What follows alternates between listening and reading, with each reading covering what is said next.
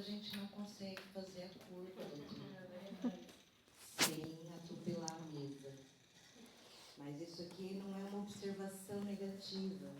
Eu sei que acho que é um padrão, né? E aqui a gente já entra na palestra. O padrão.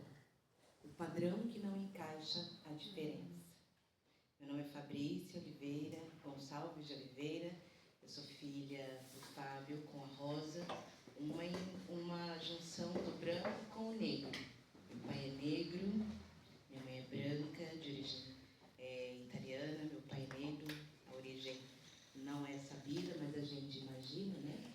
Que foram os nossos ancestrais que vieram raptados para cá, né? Digamos assim. Primeiramente, é uma honra e uma alegria. Queria agradecer a doutora Luciana e todos os envolvidos aqui da mesa, cumprimentar as minhas colegas palestrantes desta noite. Eu estou feliz me sentindo em casa. Como vocês ouviram na apresentação, a minha formação inicial, a minha escolha, né, foi o direito. Então, eu cursei o direito e finalizei a faculdade em 2019. Fiz a primeira prova da UAB, passei a primeira fase e aí entrou a pandemia e eu morava no Paraná. E aí, por um desvio do destino, eu precisava trabalhar. E como não tinha... Só um minuto. Licença, porque a minha perna ela não obedece. Então vamos lá. Aí por uma obra do destino, eu conheci a constelação familiar, que é o que eu vou falar um pouco hoje também, no final da graduação, e aí eu enveredei para o mundo das terapias, que eu comecei na real para me autoconhecer, para me autocuidar, para me compreender e para compreender os nefastos efeitos do capacitismo na minha vida. Então eu quero que vocês imaginem que em volta de mim agora existe um triângulo, tá? Então aqui na ponta de cima está o sexismo, que é o preconceito de gênero contra a mulher, porque eu sou uma mulher negra com deficiência. Então aqui o sexismo, imaginem, sexismo. Aqui nessa ponta do triângulo, o racismo, porque eu sou uma mulher negra. E aqui o capacitismo, porque sou uma pessoa com deficiência. Então eu sou a interseção dessas três formas de opressão. E eu vivo isso diariamente, há 42 anos. Só que, por conta da deficiência, o capacitismo ele sempre foi mais forte na minha vida. Apesar de ser uma mulher negra, a deficiência, para mim, ela sempre gritou mais alto. Eu sentia o racismo mais na pele dos meus, do meu pai, do meu esposo, dos meus familiares em geral, quando eu assistia alguma cena ou presenciava alguma fala. Mas eu não senti em mim, porque o que chega primeiro em mim, na minha imagem, não é a mulher negra, mas a cadeira. Ou, na época, a muleta. Eu sempre fui vista como menor só porque ando diferente.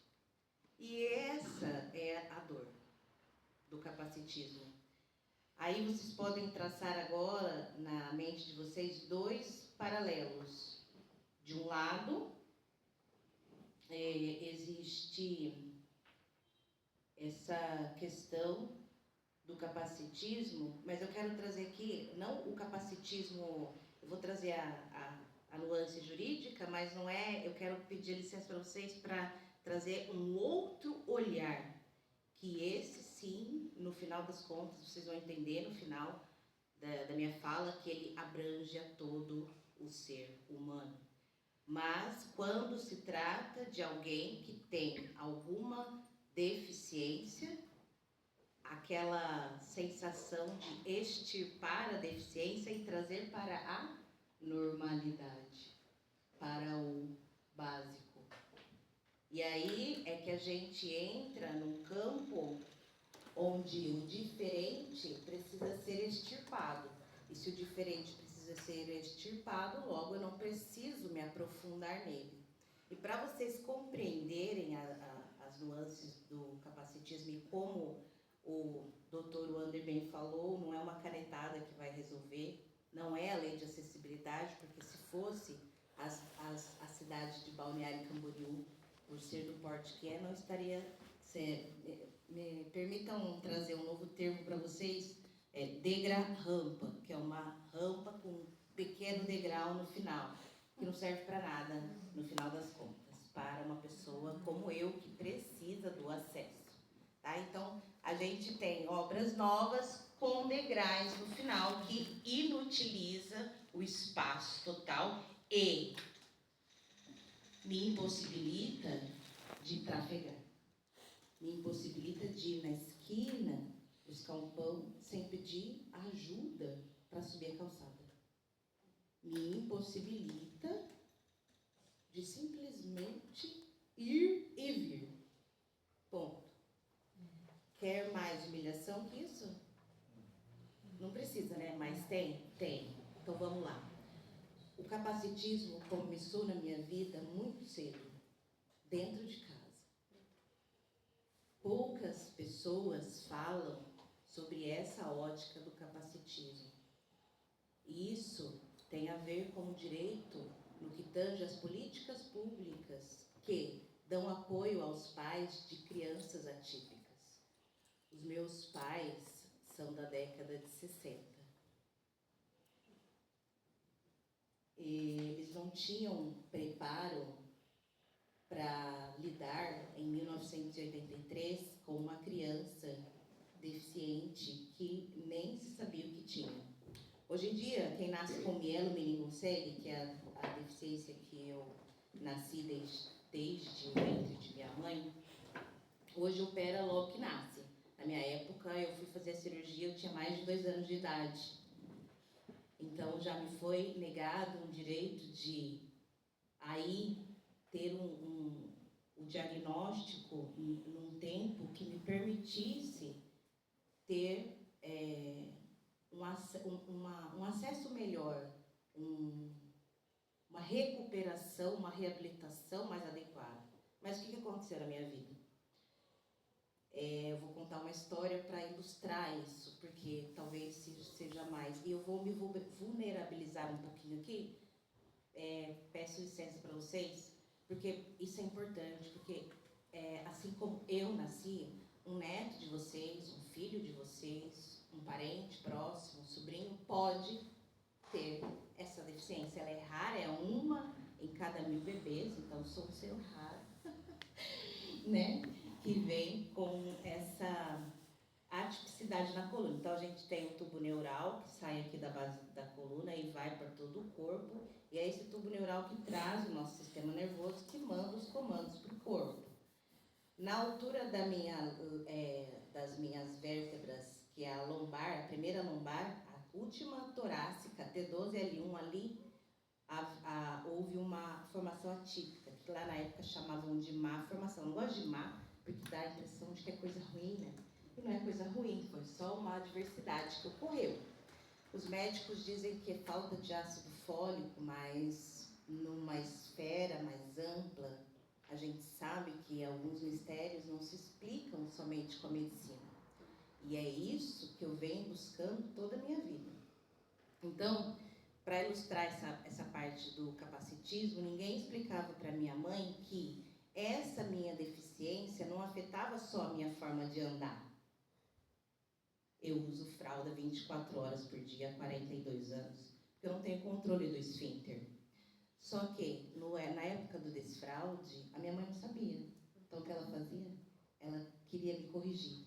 Então, ela perdia a paciência, porque ela tentava me ensinar várias vezes, e eu, às vezes, sorrindo, eu fazia xixi. E ela achava que eu estava tirando uma na cara dela, digamos assim, tá? Para ficar bem ilustrado aqui, o que ela achava que eu estava desafiando, que eu não estava querendo fazer. E aquilo era uma desvalidação do meu corpo. E isso me trazia uma dificuldade de conexão e de vínculo com os meus cuidadores. Por quê? Ao mesmo tempo que eu precisava de um cuidado especial, eles não sabiam que eu precisava, ninguém informou, ninguém sabia, ela não sabia, eu não sabia. E aí, o que acontecia? A violência.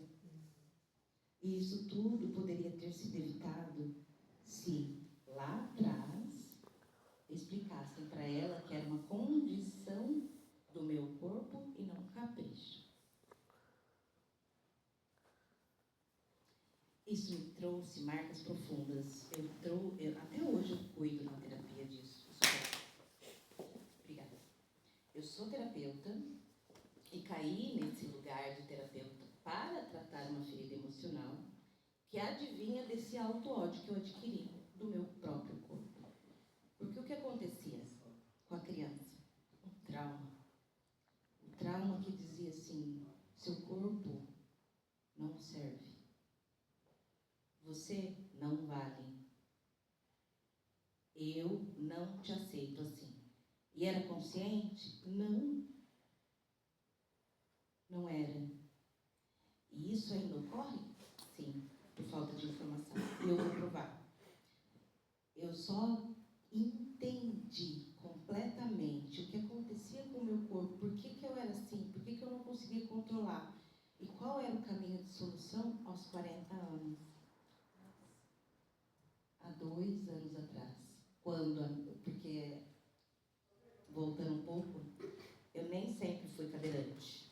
Eu estou há 4 anos cadeirante. Lá atrás, quando eu fiz a cirurgia, eu fiquei andante, né? Fiz toda a faculdade andando, tive 2 filhas, que estão aqui presentes, inclusive. Isso foi uma das barreiras, porque uma das coisas que na época que eu nasci, deficiente não pode ter filho. Deficiente não pode namorar. Deficiente não pode nem ir para faculdade. Deus me livre você aparecer lá. Imagina, uma vergonha. E isso tudo limita o ser a ser quem ele não é para caber. Então eu só aceita quando eu não sou vista. Quantas pessoas você já assistiu, preta, com deficiência, falando o que eu estou falando? Ergue a mão quem já assistiu alguém além de mim. Tu já? Não? Alguém aqui? Temos mais de 20, umas 20 pessoas? Ninguém assistiu. Sabe qual é o índice de pessoas com deficiência na faculdade? 1%. Quando eu entrei na faculdade, a minha sala fez um abaixo-assinado, porque eles queriam ficar no andar de cima, não queriam ficar no andar de baixo. E no andar de baixo, era só no andar de baixo que tinha banheiro. Como que uma pessoa vai descer escadas com fralda para usar o banheiro, só porque a maioria da sala não queria descer? Eu enfrentei tudo isso para estar aqui hoje, para falar o que eu falo. Eu tive que fazer uma força de 10.000 leões. Sabe esses 10 leões que vocês matam por dia? Para mim, a força é triplicada 10 vezes. Porque eu tenho sempre que estar provando que eu posso falar, que eu posso me expressar, que eu posso ser mãe, que eu posso ser advogada, se eu quiser. É que eu não quis, tá? Mas eu tenho muita capacidade. Só que sabe o que eu percebi? Que o meu trauma emocional de humilhação que eu sofri a vida inteira por ser quem eu sou, estar no corpo que eu tenho, me fez buscar o direito. Porque eu queria vingar os meus, vingar a mim mesma. Só que no meio do caminho eu percebi que uma sentença impositiva por um dito imparcial não apazigua a dor que está na alma. Tanto é que a reincidência de não concordo, vou recorrer, é enorme. Por quê? É ego. Não estamos falando mais de direito, muitas vezes. A maioria das vezes estamos falando de subjetividades que foram atingidas ali e muitas vezes de forma egóica, de que não admite perder, por exemplo. Que não é o caso aqui. E aí, para uma pessoa que passa traumas como eu passei, não foi só esses, né? Esse aqui é só um pequeno exemplo. Também teve a fase da escola, onde eu andava mancando e eu entrava na escola e todo mundo entrava atrás de mim, me imitando. Então, sempre foi um lugar hostil, onde eu não queria estar. E isso ainda ocorre, claro, hoje tem o nome de bullying. Ocorre o tempo todo, com as diferenças. Agora, imagina a natureza. Imagina a Mata Atlântica. Se todas as árvores fossem iguais. Seria bonito, diverso, rico. Nós fomos comprados por uma ideia, e essa ideia já foi o motivo de muita morte, de que somente o padrão é belo. Tanto é que os preenchimentos faciais estão aí para isso, né? Para manter um padrão. Mas a gente esquece que é a individualidade, a autenticidade e a diferença que faz com que as coisas sejam interessantes. Eu quero que vocês imaginem um campo de trigo. Campo de trigo é aquela coisa assim, você olha, é tudo igual, né? Aquela cor dourada, tudo quase do mesmo tamanho, o vento vai para cá, eles vão, o vento vai para lá, eles vão. Normal. A sociedade prega isso. Então, já repararam aquelas igrejas que todo mundo vai na paleta? Ou as ordens, ou os advogados, todo mundo na paleta. Né? Ou se cada grupo tem a sua forma de falar, de vestir, de andar. Cada sistema é único, é próprio. Só que, apesar das semelhanças, tem as individualidades, que é o que complementa o todo. Só que a gente não está acostumado com isso. A gente está acostumado com a ideia de eugenia. A gente está acostumado com extirpar o que é diferente, porque o que é diferente assusta. O que é diferente é desconfortante. E aqui, o capacitismo vira um trauma.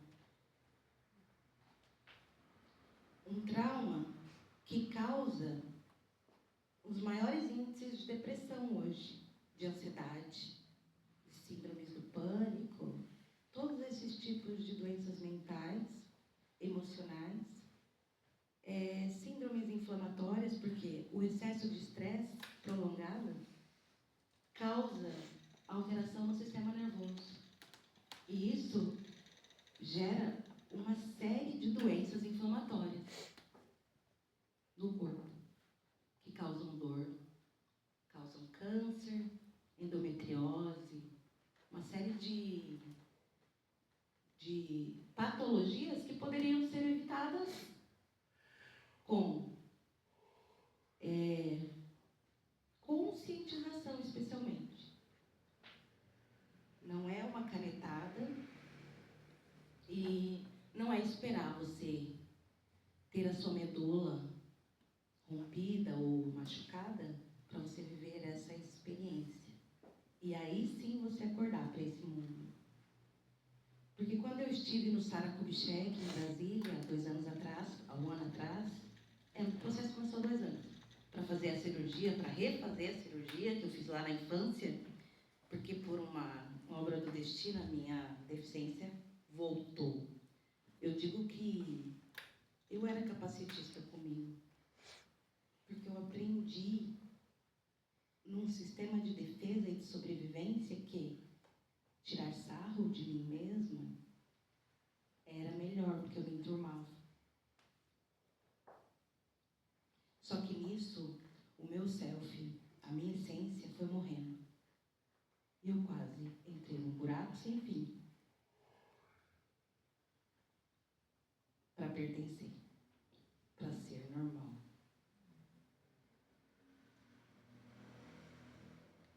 Num corpo que não é, que não funciona como todo mundo, que precisa de estímulos para fazer o 1 e o 2.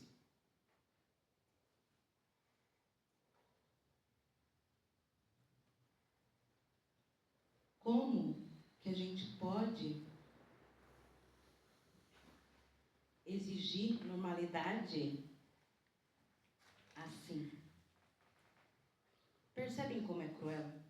Como mina o nosso... Quando a gente tem esse trauma complexo, isso aqui tudo é um trauma complexo relacional. Que, Fabrícia, acabou lá na infância, né? Chega, né? Vamos pra vida? Corta. Então, isso aqui que aconteceu da história lá com a minha mãe, foi em 85. Corta agora para 2025, eu, Fabrícia, viajando, estava na minha cidade natal, que é no Paraná, Maringá, e estava voltando para Balneário. Dentro da rodoviária de Maringá, fui usar o banheiro, adaptado. Chegando lá, o banheiro trancado. Meia hora para o ônibus, eu olho para um lado, olho para o outro. Fraldário. Opa, vou trocar a fralda, né? Faz sentido, não faz? Vou lá, né? Fui lá. Entrei, encostei a porta, encostei essa cadeira que pesa 60 quilos, eu mais 60, então mais ou menos 120, 130. Encostei essa cadeira na porta, para trancar a porta, e comecei a tirar a calça, para trocar a fralda. De repente, do nada, segurança. Bum, bum, bum, bum, bum. Senhora, saia daí. Eu falei, vocês estão me trocando. Senhora, saia daí agora. Senhor, eu estou me trocando. Senhora, tem 2 minutos. Alguém aqui imagina trocar uma fralda sem levantar? Em 2 minutos? Alguém conseguiria? Virando para lá, virando para cá, puxando para um lado, puxando para o outro. Tirar, limpar, colocar, tudo em 2 minutos, entendeu? O que eu falei? Hora que eu terminar, eu saio. Eles empurraram tanto que a porta começou a abrir. E eu no meio do processo, com a fralda na mão, assim, com a bunda para fora, essa cena. Aquilo foi me subindo um sangue, e eu fui lembrando. Lógico que eu não lembrei, né? Meu corpo só lembrou, né? Daquele impulso, da humilhação, do xixi. Vocês estão percebendo a conexão? Os links? Por quê? A psicologia explica. Enquanto você não resolve algo dentro de você, aquilo vai se repetir de formas, situações, circunstâncias diferentes, até que você elabore. O trauma vai repetindo, isso até a epigenética explica, é transgeracional. Então, o trauma que eu vivi dentro do útero da minha avó, quando a minha avó estava grávida da minha mãe, que a minha mãe tinha os ovocitos que seriam eu, o estresse que a minha avó passou, hoje eu sinto no meu corpo. E aí, toda essa memória vem. Então, quer dizer que acabou? Não, não acabou. Eu continuo sofrendo, mas em outras esferas. O que eu fiz, né? No meio daquele vucu-vucu. Sabe quando é que eles pararam? Quando eu peguei a fralda, joguei assim, no meio da porta e falei, tá me trocando, pô! Filho da pô! Bem assim. Mas aí eu já estava fora do controle. A mulher negra raivosa chegou. Mas você sabe por que a mulher negra raivosa chega? Porque a gente está cansado. A gente está cansado da humilhação. A gente está cansado desse tipo de abordagem. A gente está cansado de ser menosprezado, de ser minorizado. Nessa minha andança, né? Nesse meu processo todo, se fosse ficar aqui seria muito triste, né? Poxa, que falta de esperança, sua vida, e como isso, que merda, morra. Quer ajuda? Vamos lá, abrir a janela. Mas sabe o que eu aprendi nesse caminho? Quando eu mergulhei no mundo da constelação familiar, eu compreendi que, imagina que esse sistema todo que exclui, né? Esse sistema hegemônico, esse sistema que assola, que oprime as minorias, que quer excluir, que quer decepar, ele tem raízes profundas também em traumas, em dores, em lacerações da existência humana, da autenticidade. Então é dor em cima de dor, sem nenhuma consciência. E quando eu descobri esse caminho, a constelação estava vendo assim como se fosse uma luz no quarto escuro, que acende e vai te mostrando aqui, ó, aqui tem um nó, aqui tem outro nó, aqui é dessa relação, aqui é dessa, e nada disso é você. Nada disso é você. Nada disso faz de você o que aconteceu com você. Você é tudo isso e um pouco mais. E agora está na hora de você sair desse lugar e mostrar que existe um novo caminho. E foi aí que eu entendi que, se você imaginar um rio, essa nascente toda, ela vem lá de trás e ela atravessa gerações. E esses pontos, esse capacitismo, sexismo, racismo, todos esses ismos que a gente tem, eles são apenas grandes rochas que desviam esse fluxo. Só que quando você vai lá e você observa isso, você pode mudar esse fluxo para outro lugar e fazer diferente. Mesmo que tenha doído, mesmo que tenha sido difícil, mesmo que tenha sido avassalador. Tudo isso contribuiu para que eu pudesse ter essa consciência, esse discernimento, esse discurso e essa história que é única.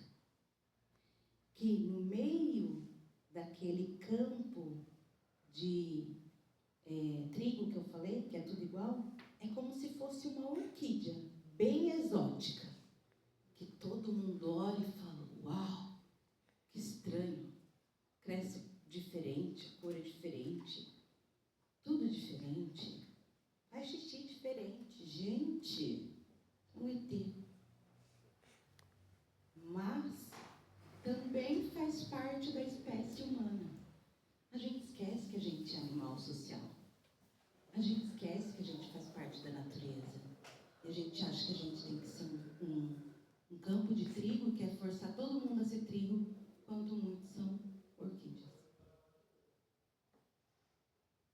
Depois que eu fiz esse caminho, depois que eu descobri tudo isso, eu comecei a entender que eu precisava trabalhar as marcas da traumatização que haviam ficado no meu corpo. E hoje esse é o meu trabalho. Esse é o meu trabalho, ajudar pessoas a compreender esses traumas mais existenciais, mais profundos, mais enraigados. Porque no final das contas, a sua autenticidade, o seu vínculo, independente de você ser pessoa com deficiência ou não, pode ter sido minada lá na sua infância. Se a sua conexão com o seu cuidador foi difícil, foi condicionada, ou você não foi visto na sua inteireza como você era, ou as suas necessidades básicas primordiais não foram vistas e atendidas na sua inteireza. Uma parte sua ficou fragmentada, mas existe um caminho de retorno, e para isso que hoje eu acordo todos os dias para incentivar mulheres pretas, com deficiência, sem deficiência, mas que escolhem olhar para além da dor e buscar a força que precisam para levantar outras mulheres. Por quê? Porque é só a consciência. Pode fazer 1 milhão de leis. Se não houver consciência para aplicá-las, nada